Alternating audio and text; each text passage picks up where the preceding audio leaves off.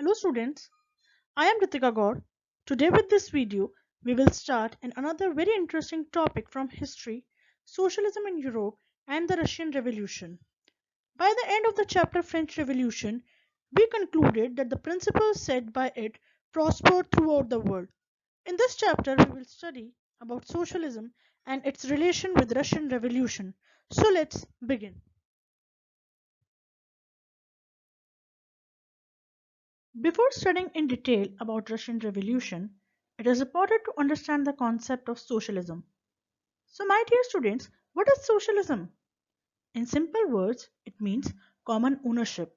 That is, everybody having the right to participate in decisions on how global resources will be used. Socialism has its roots attached with the French Revolution, which actually opened up the possibility of creating a dramatic change in the way in which society was structured. Socialism was a radical transformation of society. Through the revolution in Russia, socialism became one of the most significant and powerful ideas to shape society in 20th century.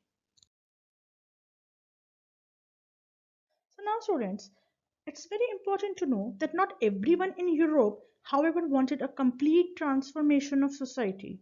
Responses or views varied from those who accepted that some change was necessary, but in the same time, they also wished for a gradual shift to those who wanted to completely restructure society. And there were some who wanted to restructure it radically or slowly. So, according to that, some were conservatives, others were known as liberals or radicals. So, students, we will continue with the first category of European people, that was liberals. So, now question arises, who were liberals actually? Liberals were those people, or we can say those group of the society, which looked to change it.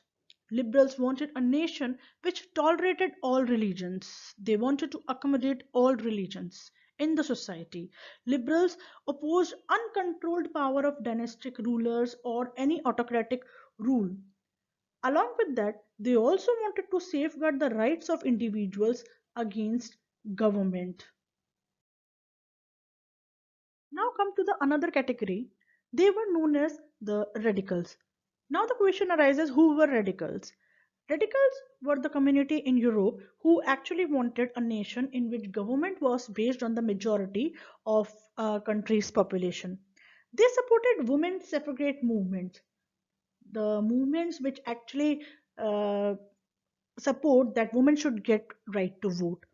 They opposed the privileges of great landowners and wealthy factory owners, and that means they were against the concentration of power, wealth. Now let's come to the third category. They were known as conservatives. Conservatives were actually opposed to radicals and liberals. As their name suggests, they initially do not believe in changes. But after the French Revolution, even conservatives had opened their minds. That means the need for change.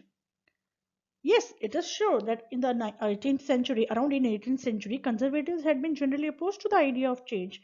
But by the 19th century, after the French Revolution, they accepted that some change was inevitable. So now, liberals, radicals, and conservatives, they belong to the early Europe.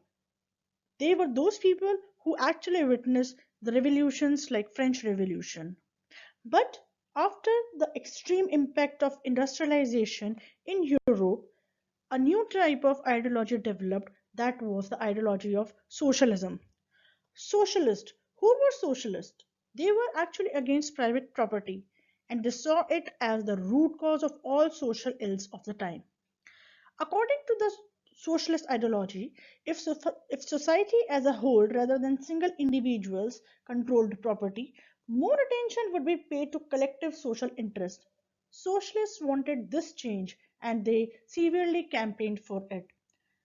Extreme socialist thinkers of that time were like Robert Owen, Louis Blanc, Karl Marx. They favored this ideology only.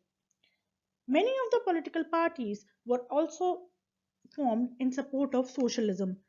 An international body like Second International was also formed.